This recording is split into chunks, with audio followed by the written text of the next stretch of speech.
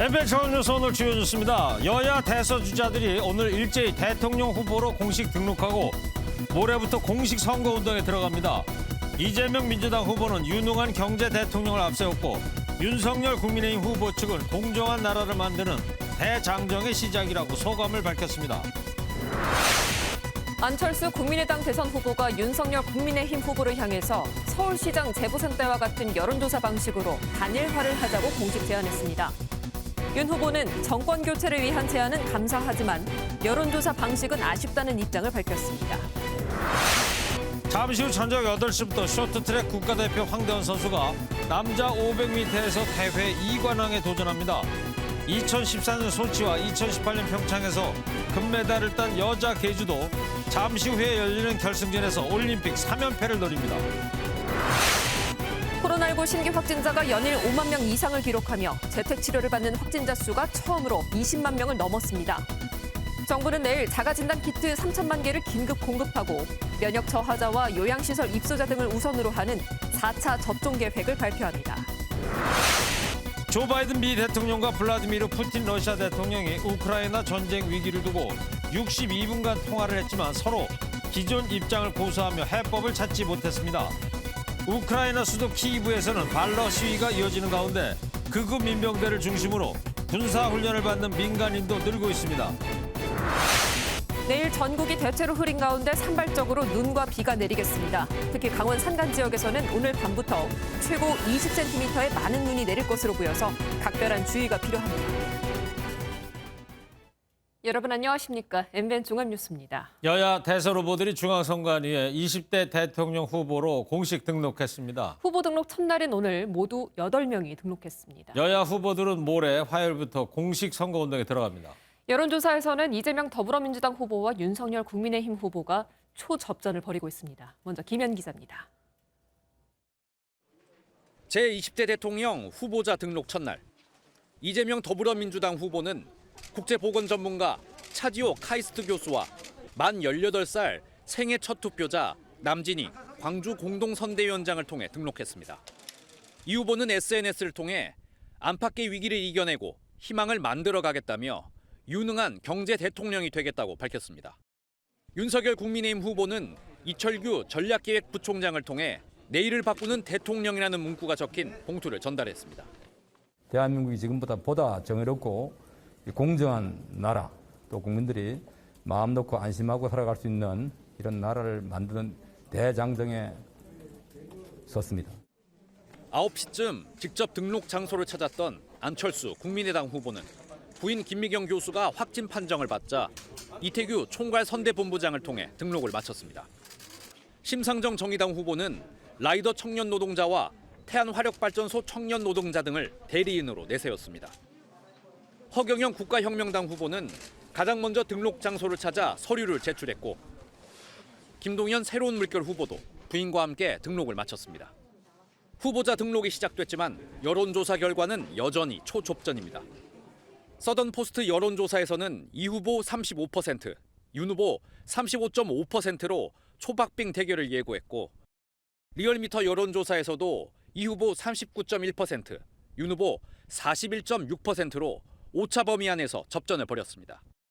모레부터 공식 선거운동이 시작되는데 각 대선 캠프에서는 후보의 철학이 담긴 첫 유세지를 찾는 데 고심하고 있습니다. MBN 뉴스 김현입니다.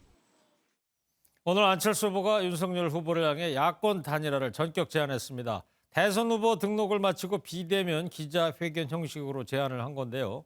지난 서울시장 보궐선거 때 썼던 여론조사를 통한 국민 경선 단일화 방식입니다. 먼저 안철수 후보의 단일화 제안 조창훈 기자입니다. 아내 김미경 교수 확진으로 예정된 모든 일정을 취소하고 온라인 기자회견을 연 안철수 국민의당 대선 후보. 윤석열 국민의힘 대선 후보를 향해 야권 후보 단일화를 전격 제안했습니다. 정권 교체를 통한 구체제 종식과 국민 통합을 통해 미래로 가자는 목표를 동시에 이루는 것은 어느 한 사람의 힘만으로는 어렵습니다. 안 후보는 100석을 겨우 넘는 야권 이석으로 개혁과 정치 안정을 이루려면 압도적인 대선 승리가 필요하다고 강조했습니다. 단일 후보는 여론조사를 통한 국민 경선을 통해 선출하자고 제안했는데 지난해 4월 서울시장 보궐선거 당시 양당이 사용했던 단일화 방식입니다. 그때 합의한 방식과 문항이 있습니다. 따라서 단일화 경선 방식을 두고 다시 논점에서 논의할 이유는 없습니다. 안 후보는 서울시장 보궐선거에서 모든 조건을 수용함으로써 정권교체의 기반을 만들었다며 윤석열 후보의 결단을 압박했습니다. MBN 뉴스 조창훈입니다.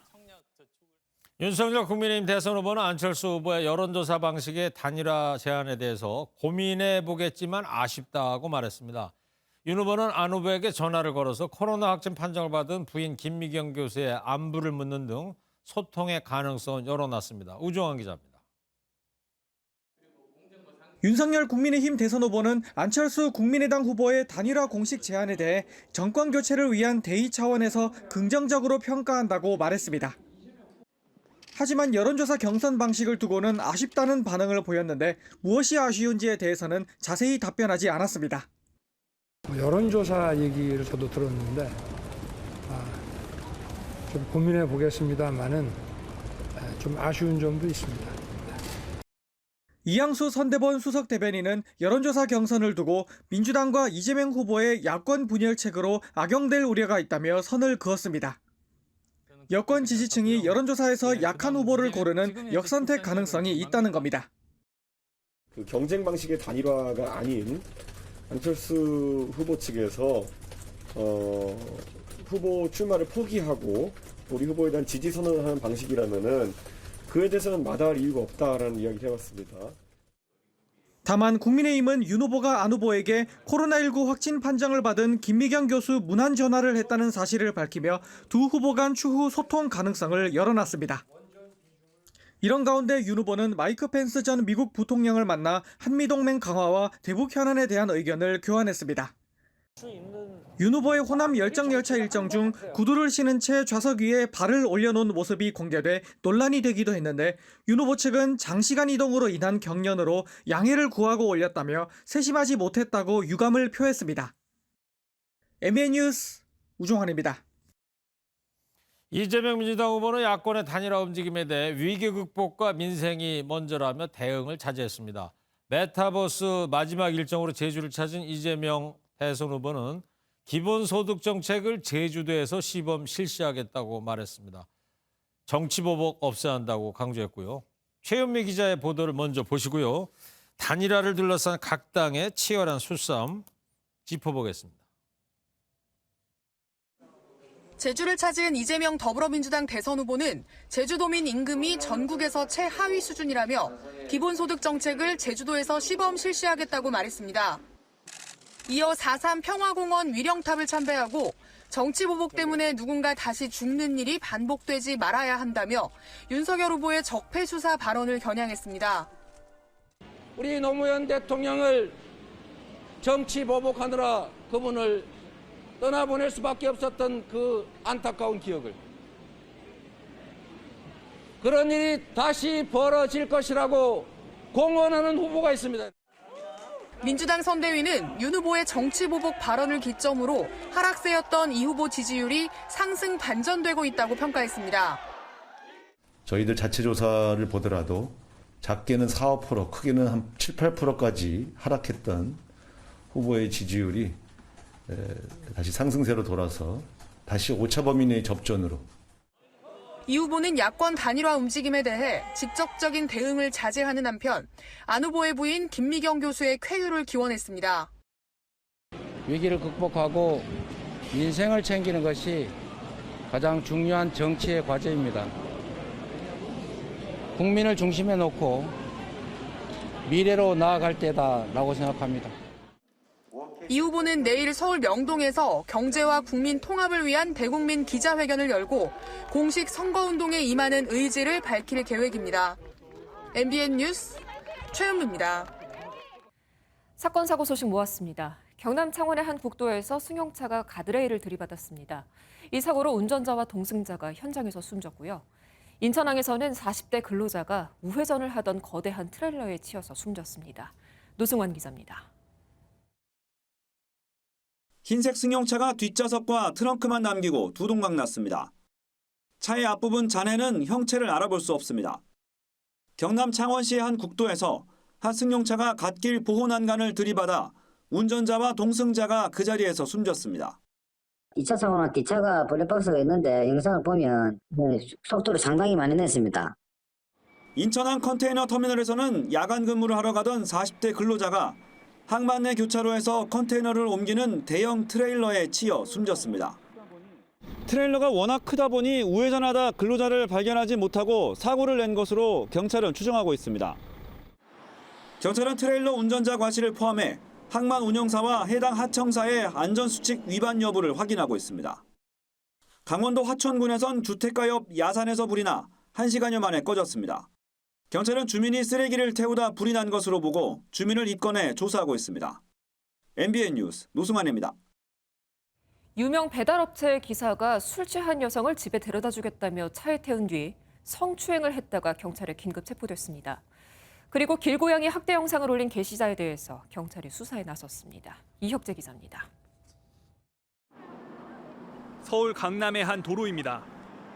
어제 저녁 9시 40분쯤 30대 남성 A씨가 술에 취한 여성을 차에 태운 뒤 다른 곳으로 이동해 성추행한 일이 벌어졌습니다.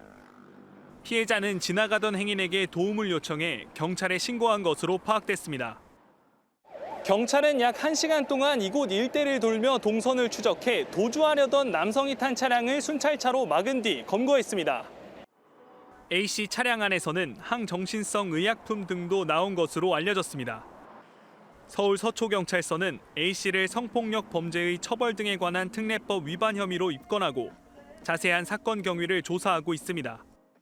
지난달 한 온라인 게시판에 고양이를 학대하는 영상을 올린 게시자에 대해 경찰이 동물보호법 위반 혐의에 해당한다고 보고 수사에 착수했습니다.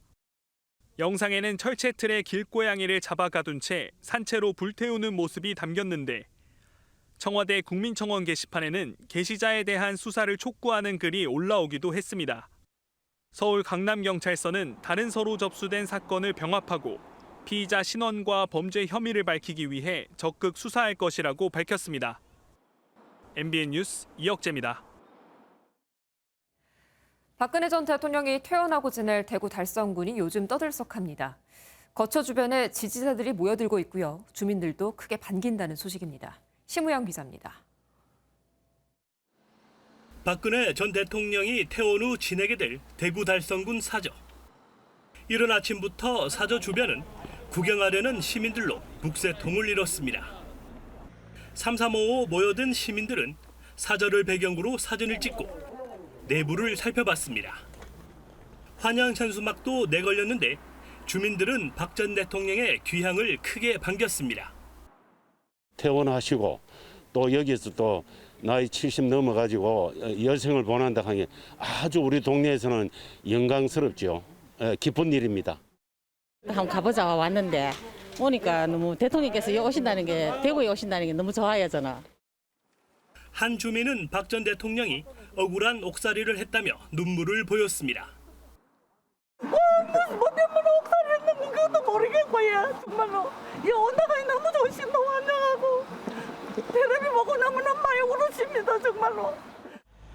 40분 넘는 거리를 달려온 한 시민은 박 전 대통령이 여생을 편히 쉬길 기도했고 앞으로 편안한 생활을 누렸으면 싶은 생각이 듭니다. 앞으로 지난 살아온 것보다 더 좋은 삶을 살았으면 싶습니다. 박 전 대통령을 위해 자원봉사를 자처한 시민도 있었습니다. 주위 환경은 아직 좀 더 정리를 해야 되겠고 자원봉사를 해서라도 여기서 지켜야 될 것 같아요. 박빙의 승부가 예상되는 이번 대선에서 박 전 대통령의 행보가 어떤 영향을 미칠지 주목됩니다. MBN 뉴스 심호영입니다.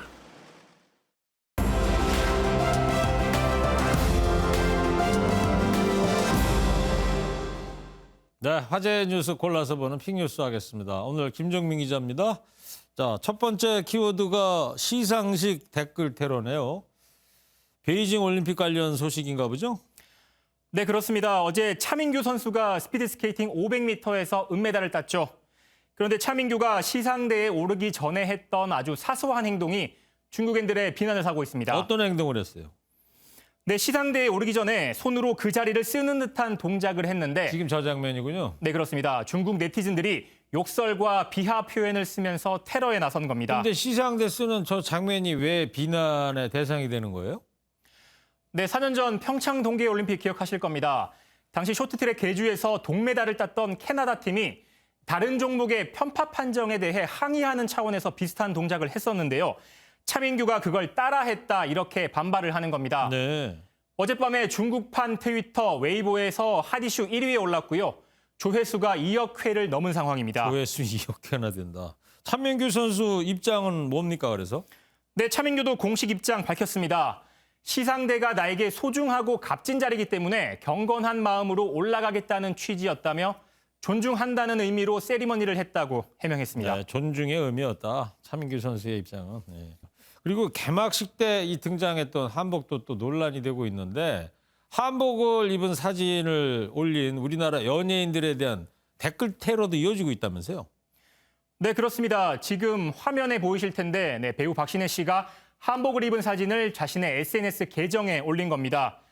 배우 한상진 씨는 골룡포를 입은 사진과 함께 한복은 우리 것이다 이런 글을 올렸고요. 예. 가수 효연 씨도 동참했습니다. 올림픽 개막식에서 한복 공정 논란 일었던 거 기억하실 텐데요. 연예인들이 자발적으로 한복을 우리 문화라고 강조하는 것으로 읽힙니다. 그런데 해당 게시물에 더 이상 중국 팬들을 기대하지 마라. 공인이 정치적 발언을 하는 것은 어리석다.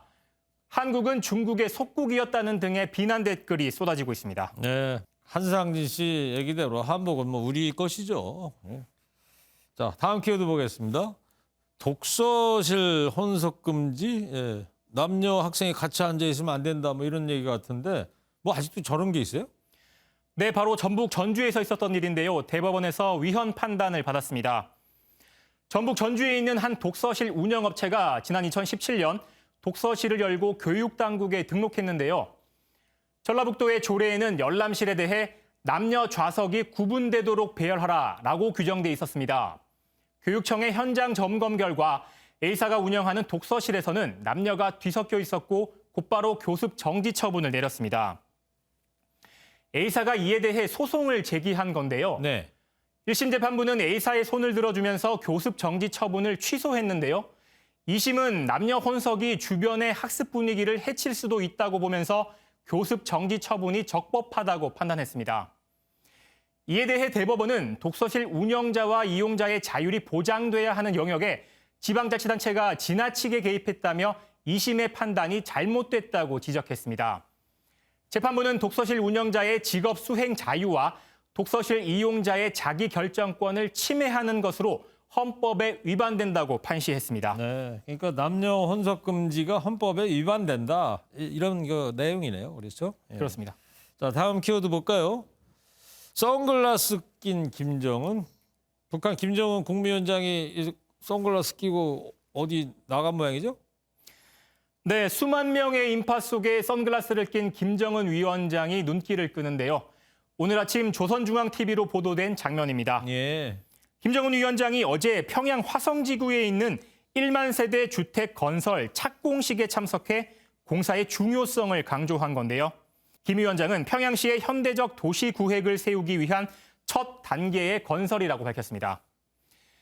또 낙후와 침체가 타파되고 진보와 혁신이 일어나며 미래로 나아가는 우리 국가와 인민의 힘이 더욱 강대해진다면서 공사의 의미를 강조하기도 했습니다.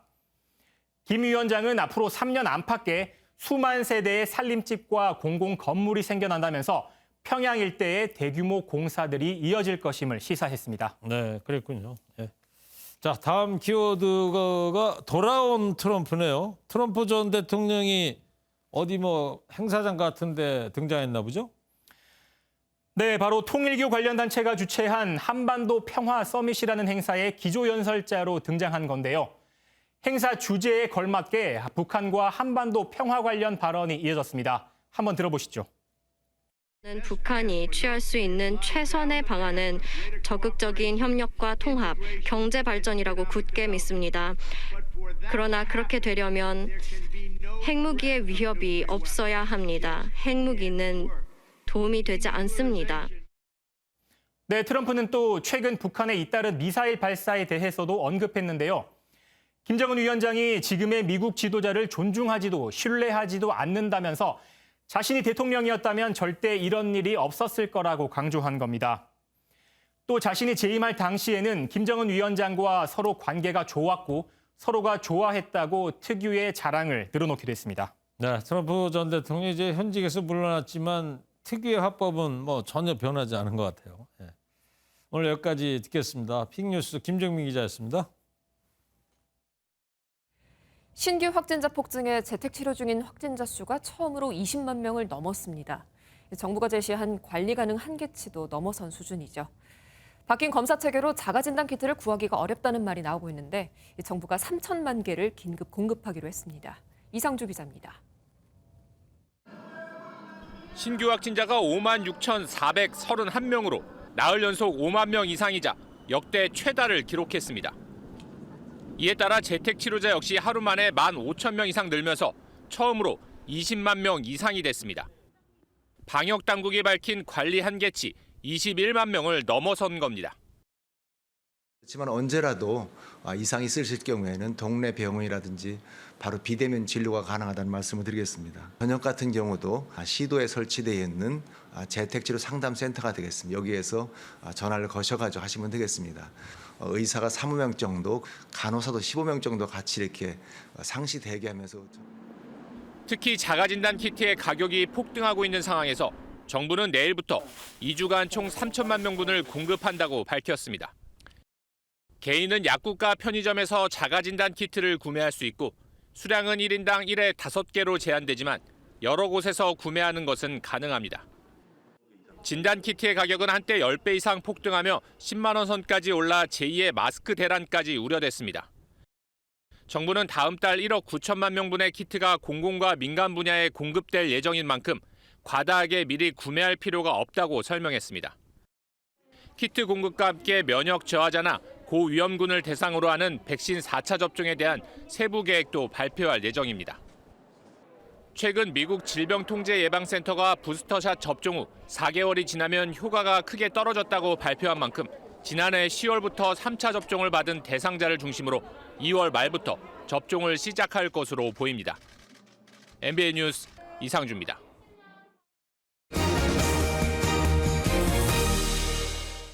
네, 지금 베이징에서는 지구촌 축제가 열리고 있지만 지구 반대편 우크라이나에는 전운이 감돌고 있습니다. 그래서 바이든 미 대통령과 푸틴 러시아 대통령이 우크라이나의 사태를 두고 담판을 벌였지만 해결책을 찾지 못했습니다. 네, 오늘 16일 러시아의 침공 가능성이 제기되고 있는데요. 우크라이나 전운은 최고조에 달하고 있습니다. 워싱턴 최중락 특파원 연결하겠습니다. 최중락 특파원. 네, 워싱턴입니다. 네, 미국과 러시아 정상이 통화를 한 이후에 우크라이나 사태가 좀 달라진 점이 있습니까? 현재 시각으로 12일 62분간 바이든 미국 대통령과 푸틴 러시아 대통령의談判 성과는 없었습니다. 결국 달라진 것도 없었습니다. 백악관에 따르면 바이든 대통령은 러시아가 우크라이나를 침공하면 광범위한 고통을 가져오고 위상을 떨어뜨릴 것이다 이렇게 경고했습니다. 미국 당국자도 언론에 우크라이나 사태 근본적 변화를 만들지 못했다고 밝혔습니다. 러시아 크렘린궁은 러시아의 우크라이나 침공 자체를 미국 측의 황당한 거짓말이라고 거듭 일축했습니다. 우크라이나 침공서를 둘러싼 서방의 긴장 증폭이 조직적으로 진행되면서 히스테리가 극에 달했다 이렇게도 주장했습니다. 결국 양 정상 모두 기존의 입장을 반복하면서談判은 합의 없이 끝났고 관련 논의는 이어가는 선에서 마무리가 됐습니다. 러시아는 침공할 의사가 없다고 하는데 자, 16일 침공설 이 가능성이 있는 얘기입니까? 네, 최근 백악관은 침공 관련 정보를 적극적으로 공개하고 있는데 러시아가 가짜 국기 작전을 실행할 것으로 확신하고 있습니다. We are firmly convinced that the Russians, should they decide to move forward with an invasion, are looking hard at the creation of a pretext, a false flag operation, something that they generate and try to blame on the Ukrainians as a trigger for military action. And we are. 네, 가짜 국기 작전. 러시아 첩보원이 우크라이나 국기를 단 군복을 입고 러시아를 공격하면 이를 빌미로 러시아가 침공한다는 이른바 자작극입니다.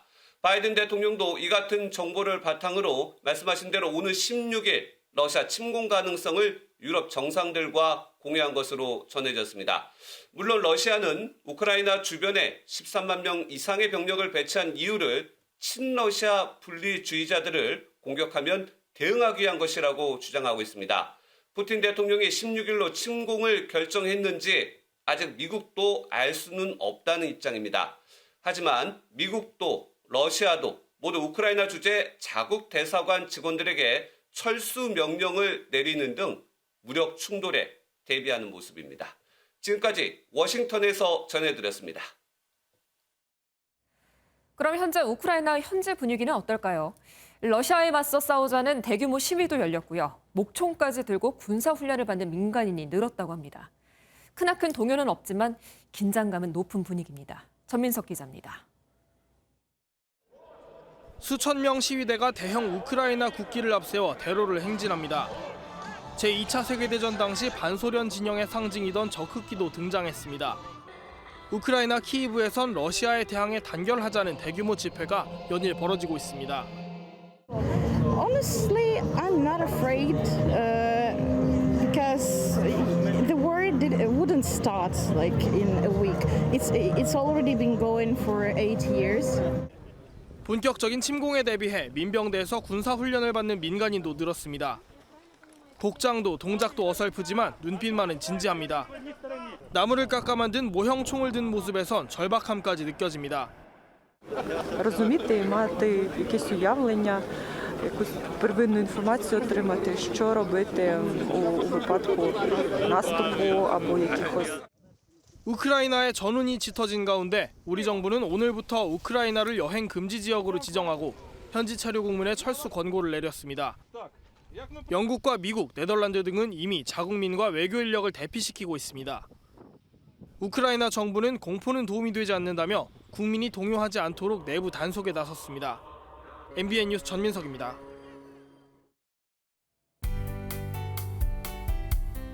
초봄처럼 포근했던 휴일이었지만 미세먼지 때문에 공기가 탁했습니다.